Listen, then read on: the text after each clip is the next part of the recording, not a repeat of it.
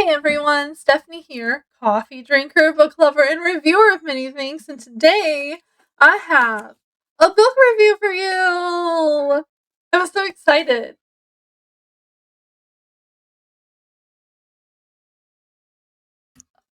So, if you've been following me, I have 3 book challenges that I'm doing. I'm losing the book cover. I have 3 book challenges that I'm doing, and this is on the adult reading challenge. Some people say that these are more for teenagers. Um, I agree, but I know that there are some people that don't want their kids to read cuss words, even though they're teenagers. And I do want to let you know that the F word is used a lot in this book. It's not so much in the other ones, but definitely. So I got my journal here. It is upside down. I got my journal here. Got my kid distracted with My Neighbor Totoro, so I have a few minutes to get through this. So we got As Good as Dead written into my bookcase right there. I'm so happy that if you look, they're both sides are shiny now, so I'm gonna be able to add another shelf in here. Um, yeah, a little bookshelf flip. It's awesome. I love it. And because I finished this book, I got to mark off the whole series in my series tracker, and that has tape over it because these things, they're just barely on there. So every time I go through, it's like things are waving at me. Um, but I listened to A Good Girl's Guide for Murder at the end of last year, and then I found out that there is a half book that came before the first book in the series. So in January, I listened to that, and last month I listened to Good Girl, Bad Blood, which I had read previously, but I was going through a lot. I was a new mom, and maybe I wasn't such a new mom, but there was a lot going on, and I blocked out most of that book. And so whenever I listened to it, I was like, oh. Um, so then this month, I finally got to this. My plan had been to read this in March, I think. Hold on, I can tell you. No, my plan was to read this in April. It was on my April TBR, and I didn't get to it. And then I had marked it to listen and read because I like the person who did the narration of the book, and that was a good choice because like all of the books there are like I wish I would have marked something to show you. There's like excerpts from it looks like a notebook, and oh, past it. I'm passing it. Um Police reports and stuff like that in the book, and so it's fun to listen and to like see the evidence. So that was really fun. But I finally got it done, and I'm gonna read you the summary before I tell you my thoughts. You'll never think of good girls the same way again. Pip is about to head to college, but she is still haunted by the way her last investigation ended. She's used to online death threats in the wake of her viral true crime podcast, but she can't keep but she can't help noticing the anonymous person who keeps asking her, "Who will look for you when you're the one who disappears?" Soon the threats escalate, and Pip realizes that someone is following her in real life. When she starts finding connections between the stalker and the local serial killer caught 6 years ago, she wonders if maybe the wrong man is behind bars. The police refuse to act, so Pip has only one choice: find find the suspect herself or be the next victim. As the deadly game plays out, Pip discovers that everything in her small town is coming full circle, and if she doesn't find answers, this time she will be the one who disappears. So you just look at that. I I love me a good. It's shiny. Um, I don't know which one I'm like. Okay, so the duct tape makes sense once you read this book. Um, I want to start by saying I understand why this book ends up the way it is. I don't know if I want to tell you about it, so I'll leave that to the end because that's kind of a spoiler. Um, but I feel like we may have gone too far. I feel like Pip may have gone a little too far, but I understand why and where she's coming from. Um, that being said, let me get to my review. There might be spoilers in my review.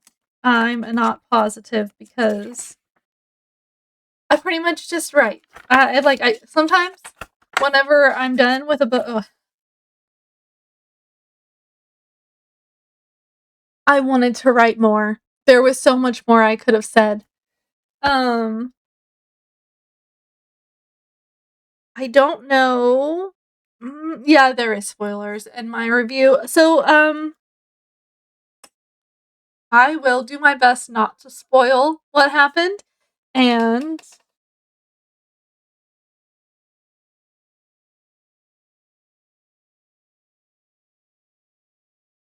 I'll lose it. I'll lose it. I'll lose it at the end. Okay. I'll try to censor myself while doing my review, and then I'll be like, spoilers! Okay. Okay. Title As Good as Dead. Author Holly Jackson, which most of her books I really enjoy. This one, the writing was different. I felt, I felt like I don't know. I don't know. I just felt like this book was different from the other three in the series. I know. Do you count the novellas? I do. I started this on May 2nd and finished this on May 5th. I gave this one 3.5 stars. And I think it's because it took so long. Like, it's a chunky book. Okay, compared to the other ones. Would I recommend this? Maybe. Also, definitely read the first books so you understand Pip a little bit more, and so whenever things happen, you're not like, oh, that's normal, like her parents. Anyway, whoa, we're not there yet. Slow down. This is a mystery thriller young adult book. YA. That's what I wrote. Pages 455. Hours 15 hours. Chapters 55, more by this author. The rest of the Good Girl's Guide to Murder series. There's 3.5 books altogether. Not Quite Dead Yet, 5 Survive, and the reappearance of Rachel Price. And I'm pretty sure I have all of these.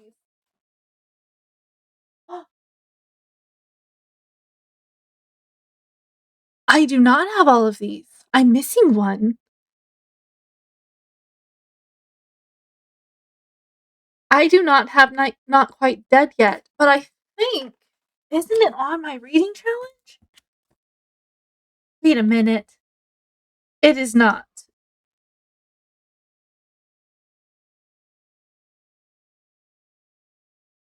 Okay.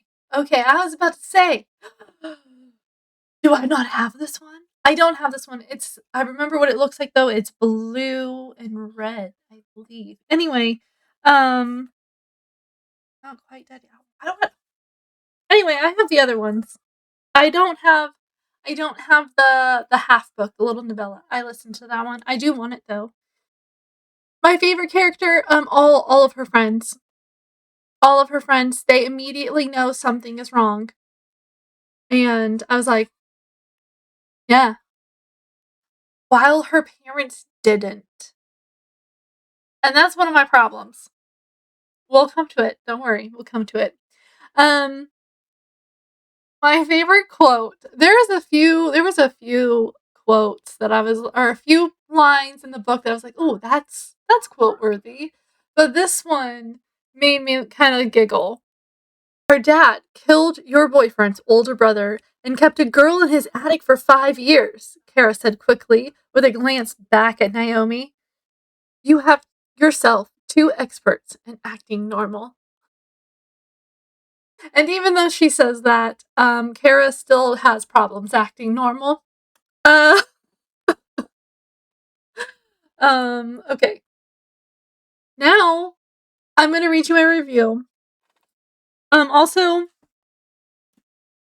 this one was a lot darker than the other 2 books because Pip was involved.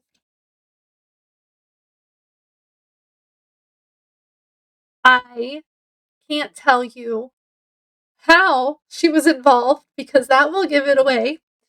Um,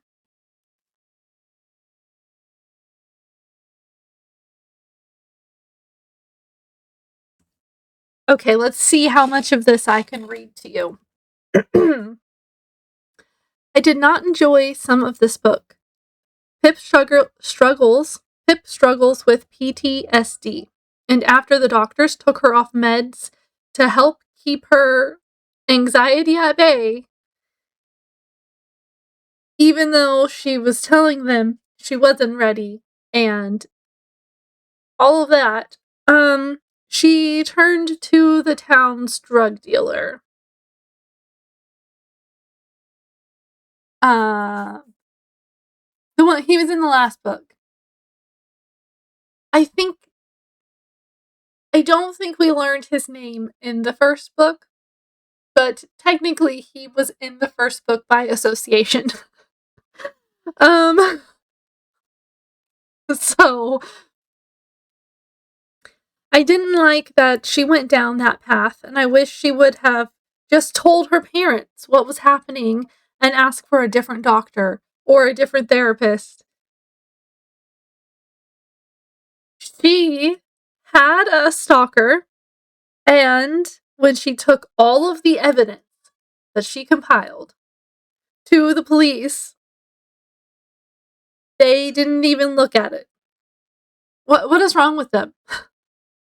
What is wrong with this department? She solved 2 cases for them. And can't they just return the favor by doing like a drive-by or something? That's exactly what I wrote. The worst part is her little brother in the beginning of the book. Her little brother says, "Oh, like the man watching our house?"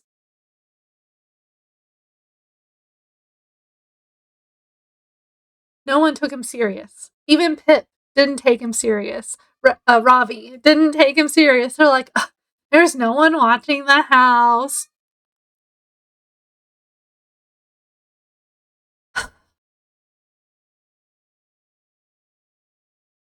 Anyway, um, what else can I tell you?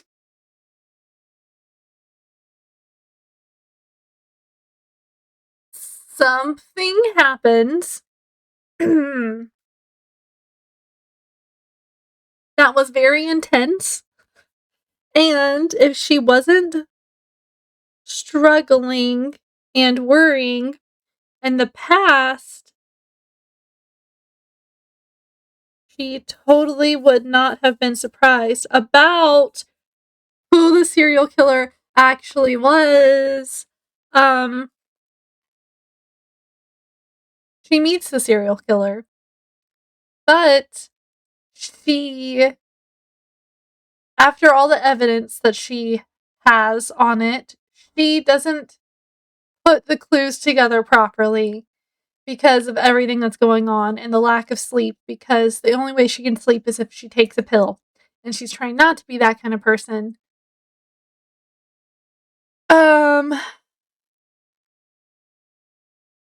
So when she meets the serial killer, she doesn't even realize that she's met the serial killer.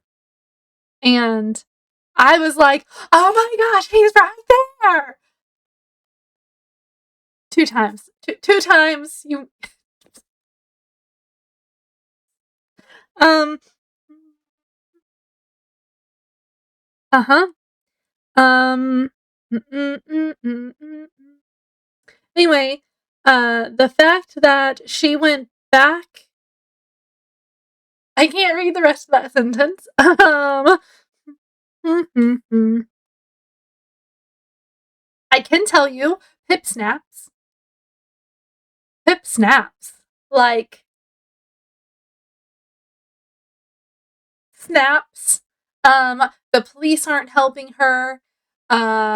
She doesn't, her parents aren't realizing that stuff is happening to her. They don't believe it either. Her parents don't believe her either. And that's something that's what made me so angry in this book, because her parents in the first two books are so parental. They're so like, yeah, you can make your own decisions because you're almost an adult, but they want to be there. They want to be close enough. They want to, hey, do you think this is a good idea? There is only one time that her mom has a problem with something that she's doing. And she was researching she's like, okay, I just need to get back, because her brain is focused. It has the PTSD. She's got PTSD brain, and she keeps seeing blood on her hands. And even if there's nothing there, she's like, I just need to focus on something. So she's like, okay, I gotta do my podcast. I gotta find a new thing for my podcast. And so she's doing research for like, what can I do next on my podcast? And she's like, I don't know if it's like a class or she's just learning. Oh, like she just came across it because it's just the opening of one of the chapters. She's reading about how to determine the time of death in a homicide case. It looks like it's a website. It says .com at the top. And there are pictures, and well, there's no pictures here, but it describes the pictures, and her mom goes, "Are those dead bodies?" And she can hear her mom through her noise canceling headphones, and she's like, "It's research." And she's like, well, don't do it where your brother can see, because he's like always there. Like, he just pops up. And that's brother is 10 now, and he pops up everywhere, and he repeats words and stuff like that. And he keeps taking her headphones, and it's like mom and dad put all of their energy into Josh, her younger brother, now that she's about to go to college. They're like, yeah. And I'm just like, that is not how they were in the first two books. Like, they would still be like, "What are you doing? What you doing? What you doing? Are you sure that's a good idea? I don't think that's how like, no." I'm like, That's not how they would be." Um, just there was I didn't like it. And then something happens, and I don't see Pip as a normal makeup wearing girl. Like, just to go see her friend, I don't think she would put makeup on. And she covers some spots on her face with makeup. And I'm like, don't you think if your kid didn't normally wear makeup and they were like, "Oh, I'm just going to my best friend's house," and you're like, "What? Why are you wearing makeup? What you doing?" Would be like my first look, my kid falls down and gets a new bruise. I'm like, "Hey, hey, hey, hey, when did that happen? Why didn't you tell me you fell down?" Mostly she falls whenever she's not supposed to be doing something, or when she's doing something she's not supposed to do. So she doesn't come and tell me about it. Anyway, back on track. Where was I?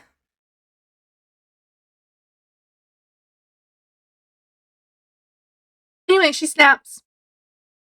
Some stuff happens. The police don't believe her. Her parents don't believe her. There's literally birds beheaded in their front yard.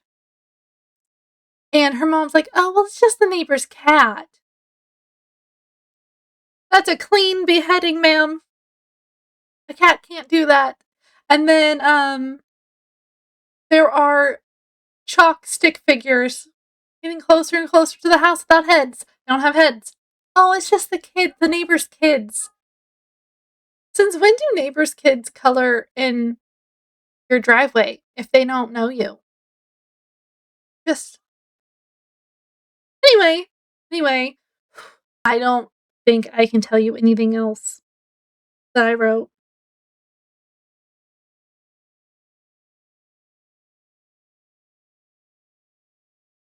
Okay. And I wrote, I expected that A Good Girl's Guide for Murder would end up like this. I almost dropped the book. But I did not expect how or what would happen after. And I felt like the F word was overused in this book. Like, do they not know any other cuss words? And the writing didn't feel the best in this book. It wasn't like the other writing. Yeah, that's my review. Now we're gonna have to move on to the spoilers because I got pretty much what I have written. What I just told you is this much of the book.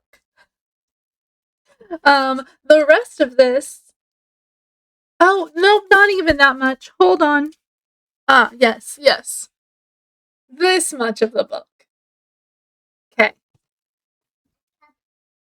So we have to spoil this much of the book.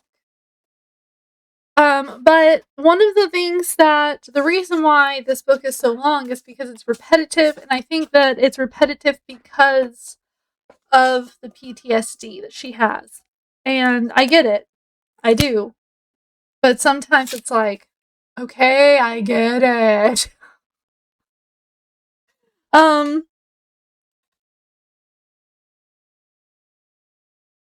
so if you like this video, give me a thumbs up. Comment below. Did you read this book? Do you like Holly Jackson books? Have you read the other ones? I haven't read the other ones yet. Um, The Disappearance of Rachel Price is part of my book club book. one of my book club books for, I think it's like December. I don't know, maybe. So I'll be reading that one soon. But I've liked the book so far. This one just felt long. And I know that's because it's supposed to, I know, I get it. You're supposed to feel like things are being drug out and like, ugh. But at the same time, the other books aren't like that, and I didn't want this to be that way. So comment below if you've read this book. How did you feel about this book? Don't give spoilers. Drop down, because someone might be stopping this video now, and they might not want spoilers, and that's why they're stopping now. Subscribe if you're not sure if you want to subscribe. You can click, act like you're gonna pause, click my name and a coffee drinker's review, and it'll take you to my channel, and you can see if I am someone that you like to watch. I do a lot of book videos and other videos, and so subscribe. If not, that's fine.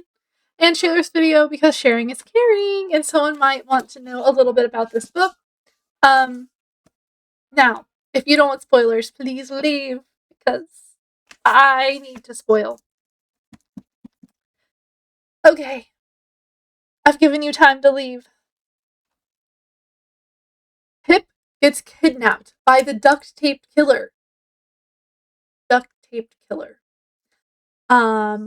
She did not put it together. How did she not put it together? Literally, she starts looking up what's going on with her, like, the serial killer, not serial killer, the stalker stuff that's happening to her. So she Googles it. Her and Ravi Google it, and the DT killer thing pops up. It happened around the time that his brother and Andy. So back when Andy and Ravi's brother died. So he was busy. But she remembers the case, and she's like, no, this isn't, they found him and they put him away, and he's like, really? Because I don't want to say it, but like, people get put away when they're not supposed to be put away. And so she starts looking into it. She calls his mom's number, the killer's mom's number. And so she's like, no, he was forced to, confess. And she's like, okay. And she's like, I have the report. Do you want it? And she's like, oh yeah, please, that'd be great. This report, oh my goodness, that poor man, you can tell that he's a little slow. So he was easy to get to switch over what he was saying. And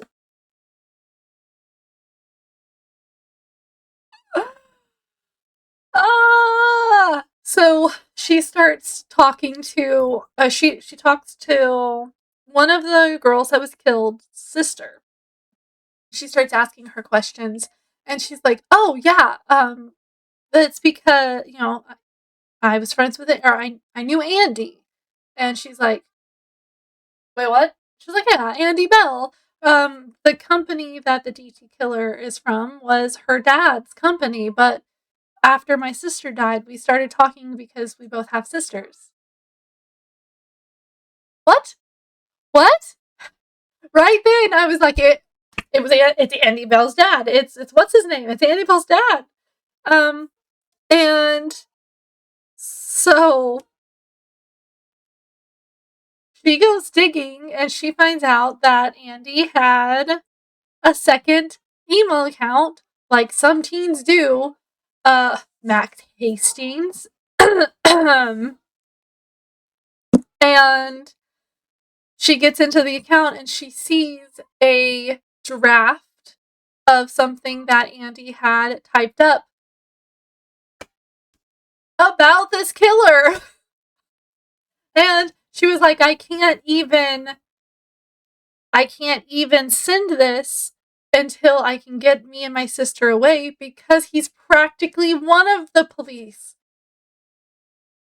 And she jumped to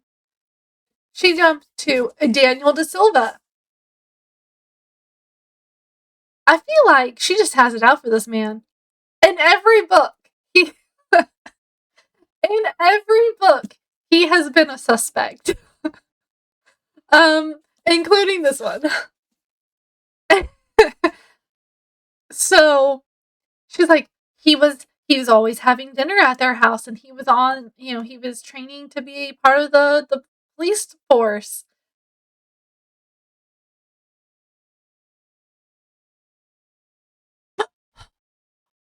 No, because earlier you found out that the police sheriff that doesn't believe her, when she took all that stuff to him and was like, look, he was like, the first time I saw a dead body, it stuck with me for a long time, and I started seeing stuff everywhere. And she's like, I have a case file full of stuff. What do you mean? Anyway, he mentions in passing that her podcast hasn't just messed up Max Hastings' life, it has messed up Mr. Bell's life also. Because they're friends and they play tennis together, I think it was.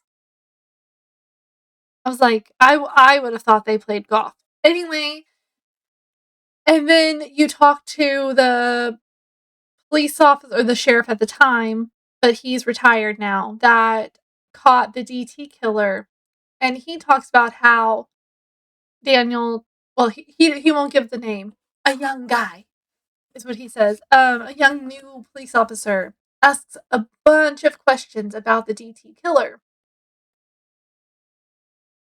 And at first, they thought that was weird, but he was still new, so he was just learning the ropes.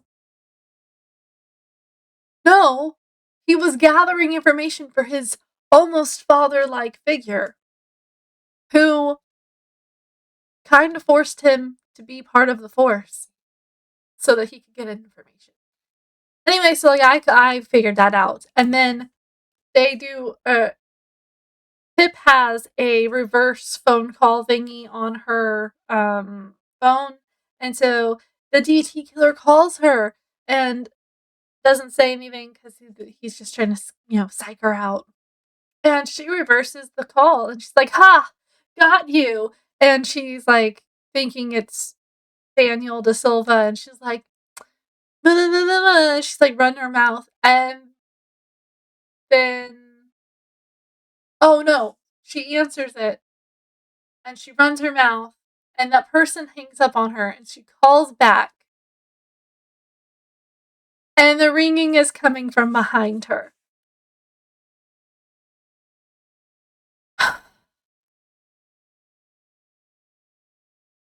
So she got kidnapped.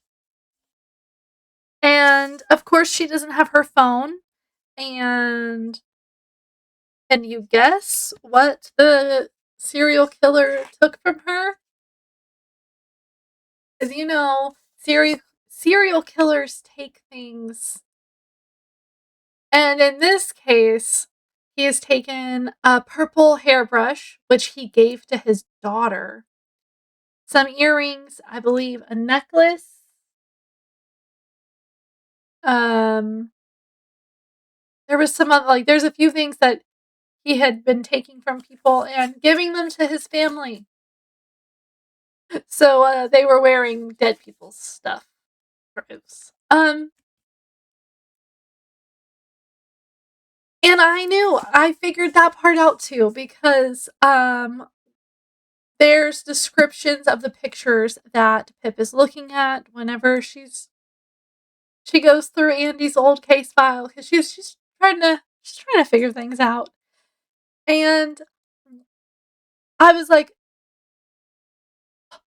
what was taken from that one girl? A purple hairbrush. Oh, what is in this picture? A purple hairbrush. I figured it out. What happened after that, though, I did not see. I mean, I guess it's not the person. This is a big spoiler. So if you're positive you want the spoilers for this book, you can stay. If you don't want the big spoiler, go ahead. Leave. Because if you didn't figure out where a good girl's guide to murder was going, I don't want to spoil it for you. So from the beginning, I figured out that Pip was gonna murder someone. She was doing research. I knew it was gonna happen eventually. But in the second book, I was like, oh, she's gonna come back and she's gonna off Max Hastings because that a-hole deserves it. Oh man, does he. But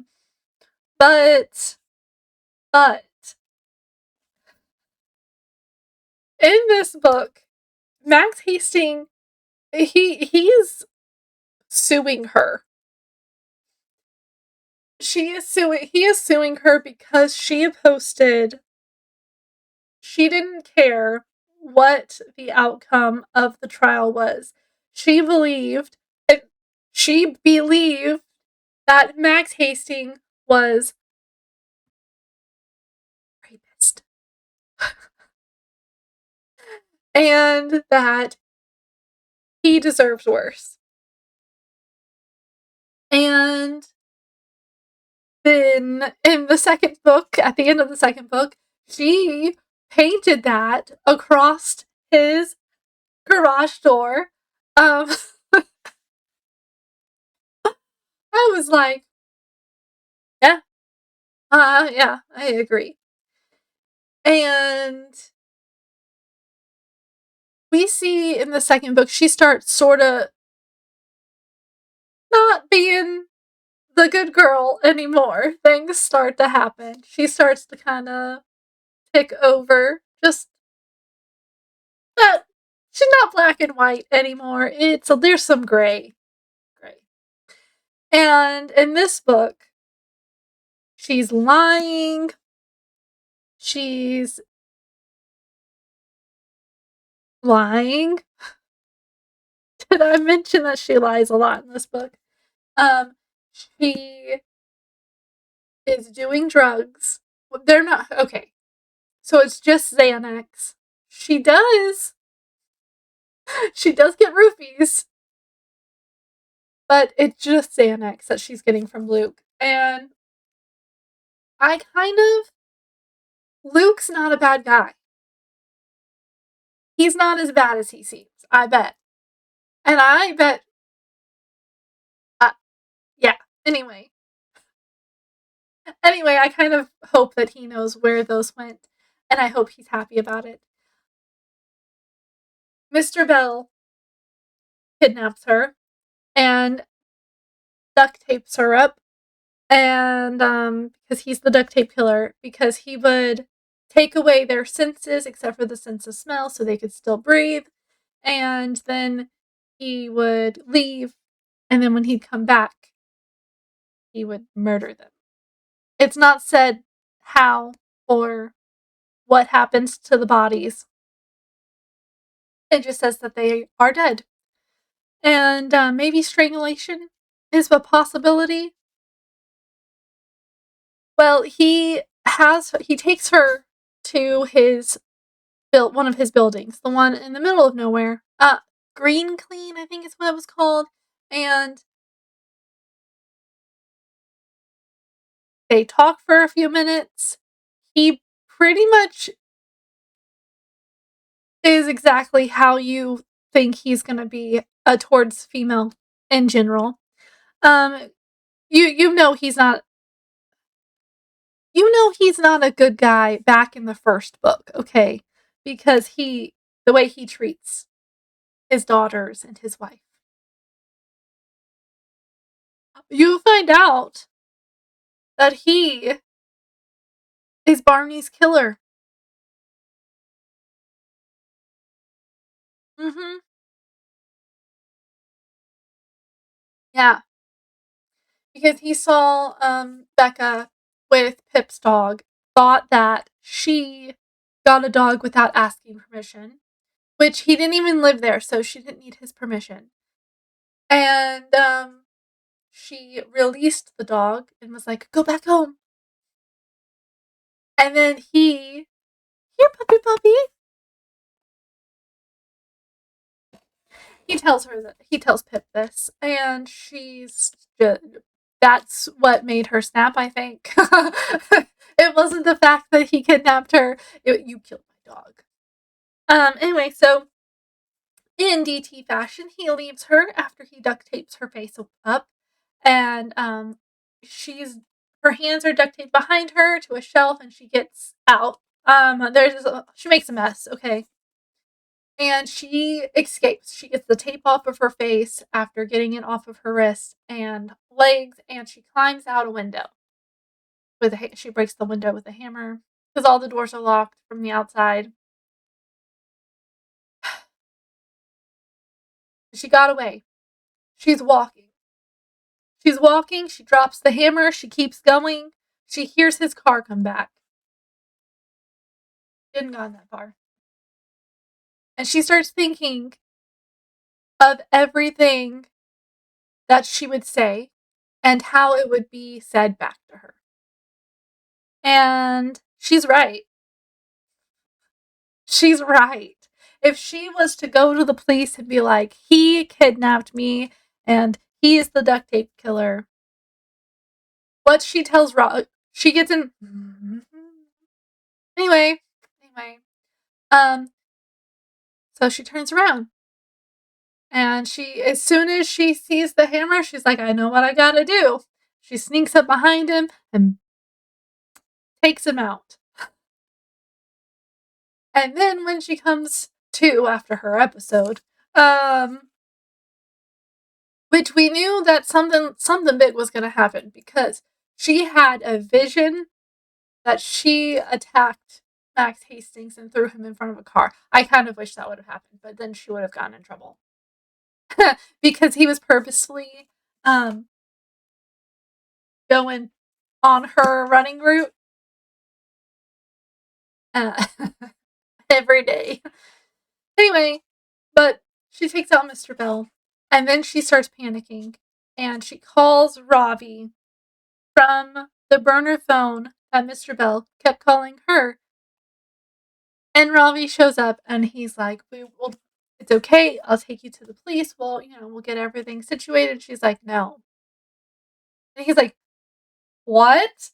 And Ravi, good boy, is like, what are you talking about? She's like, the DT killer is already in prison. And he's like, well, obviously, he covered your face in duct tape and, all, evidence. And she's like, the duct tape killer is already caught and in prison. And he's not getting it. And then finally she's just like, and she says it again. And he goes, oh, like light bulb. So they clean it up. They clean it up. They get rid of Pip's evidence. And Pip goes home, takes a quick shower. And because they've made a plan that they're going to have. Remember the beginning of the book when she was learning about time of death? They put him in the nice cold car, and then they heat him up in the nice warm car to change the time of death. How? I don't know.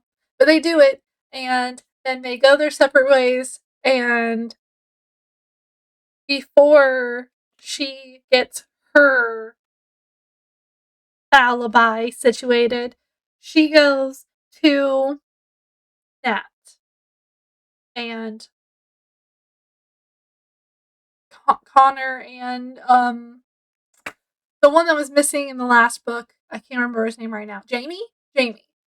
They're all at the same house for some reason, and when she knocks on the door to ask them for help, they're both like, "Oh my gosh, Pip, are you okay?" And then Nat shows up, and she's like, "You're not okay," and just like reaches over and hugs her, and like she's like, "I immediately know there's something wrong," and Pip's like, "I need your help. We're gonna frame someone for something, and they're gonna actually get in trouble this time." And Nat's like, we're gonna take out Max. Yeah? Ah, I'm in. She just knew. I was like, Nat for the win, even though we hated her for 2 books. I was like, yay! And then Jamie and Connor are like, yeah, oh yeah, I'm in. Let's go. And so they help her. Before she goes there, she goes to Luke, the drug dealer, gets the roofies, and before she leaves, he goes, "Hey," and he looks very concerned, and he says, "I wouldn't take more than 2 if I was you." And I thought that was a strange, strange thing to say, because 1 would be enough to make her sleep. So, did he put it together also? Because she'd been asking lots of questions about Max. And, maybe. Because Luke also dated Nat for a while. And maybe he just doesn't like him either. Um, I don't know. So then she goes to Nat and Connor and Jamie. They help her. And she sneaks into Max's house, roofies him, and then sneaks out.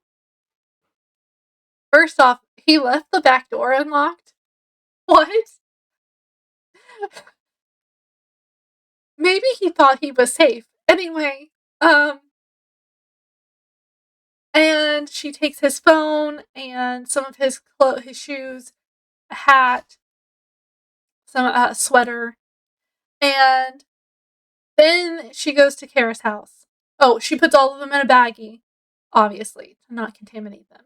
And she goes to Kara, and Kara's sister is there, Naomi. And she's like, "I need your help." And um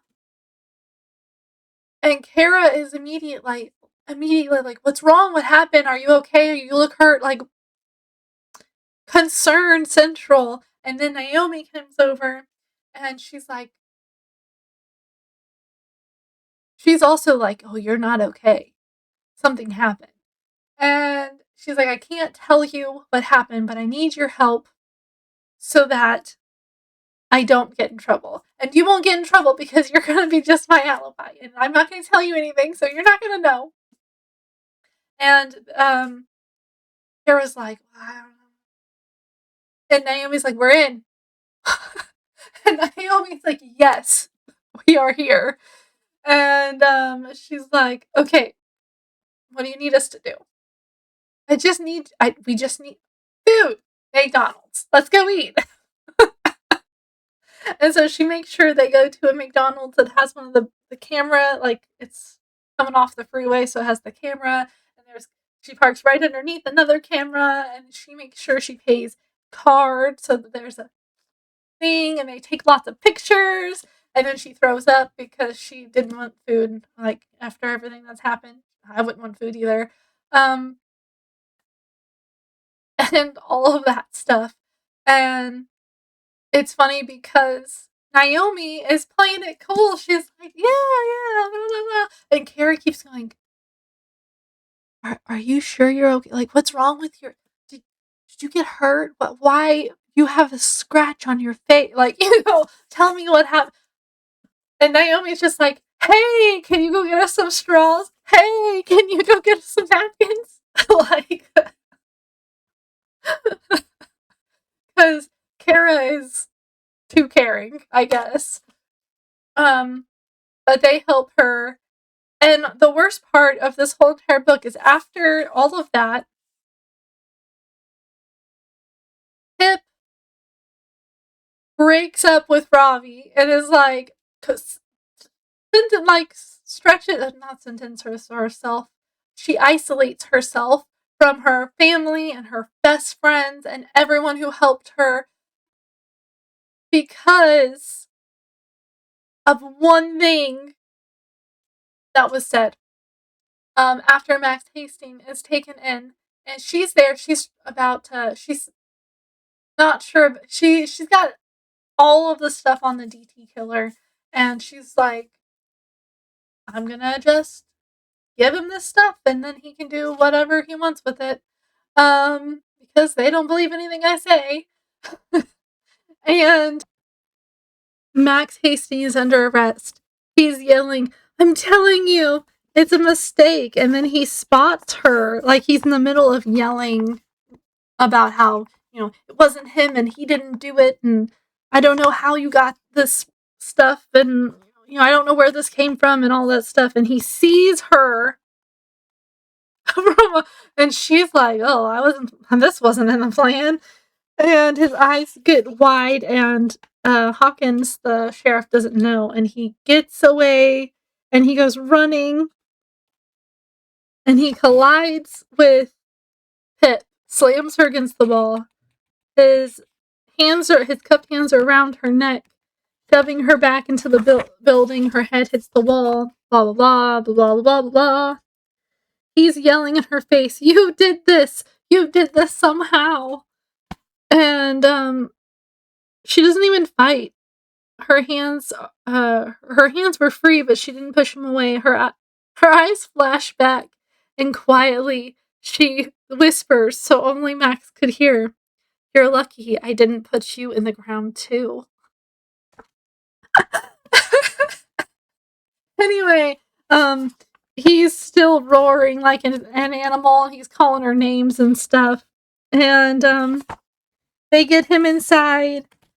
And she talks to Dan for a little bit, and she realizes after talking to Dan that when she turns in this information about the DT killer and about how it was Mr. Bell, it's gonna crush him because it's proof that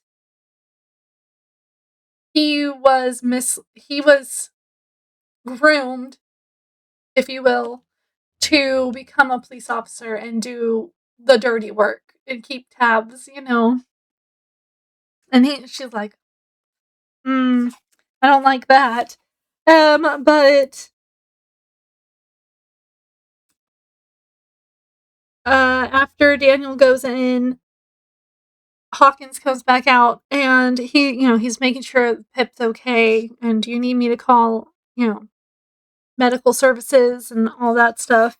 And she's like, no, I'm good. And he's like, give me 10 minutes and we can talk. Because she's like, I have something to show you. And he's like, fine. She's like, I'll wait out here. And he's like, okay, I'll come find you. And she asks, so he did it then? Max killed Jason Bell? And the sheriff stops and turns back. And he says, well, the evidence is overwhelming. And she's like, well, that's good then, right? That there's evidence. And then they talk for a few minutes.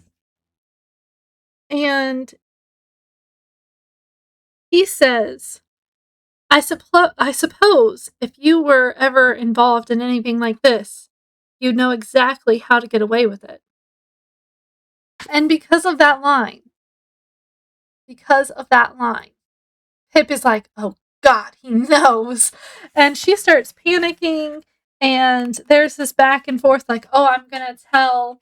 And then something happens and Robbie's like, no, you're not gonna tell, and he does something, and then there's some more back and forth, and finally she's like, until this case is over, we have to, I gotta get away from everyone so that it's not pinned on anyone else if I get caught.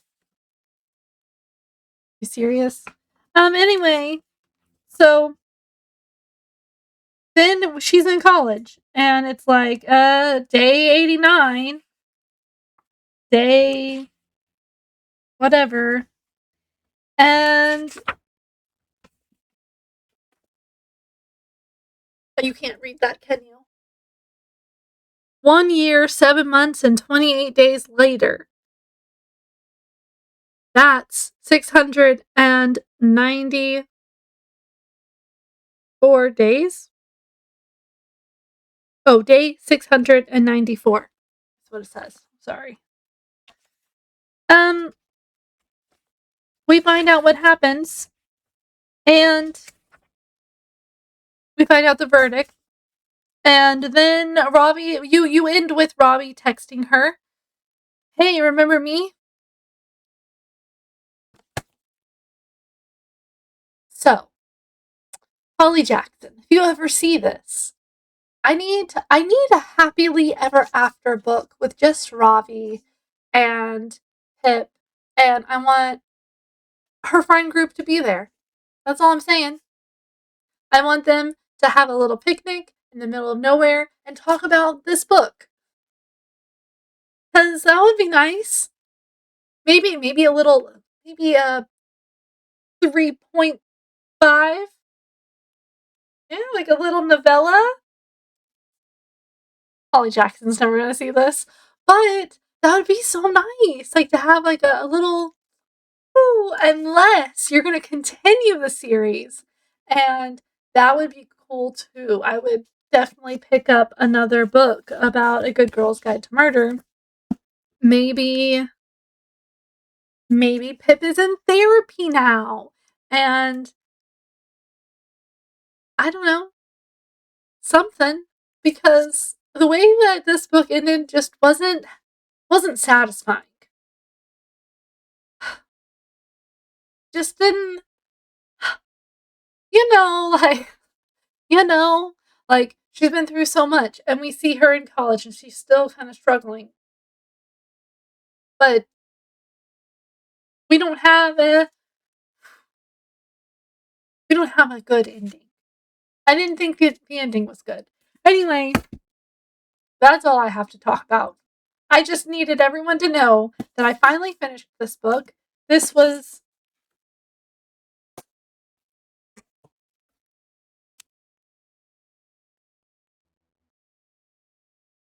the 8th book on my adult reading challenge. If you want to do the reading challenges with me, I'll leave them in the description.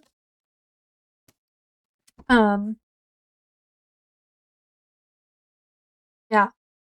Okay. If you like this video, give me a thumbs up. Do you like hearing my spoilers about books? If you've watched this far, please let me know.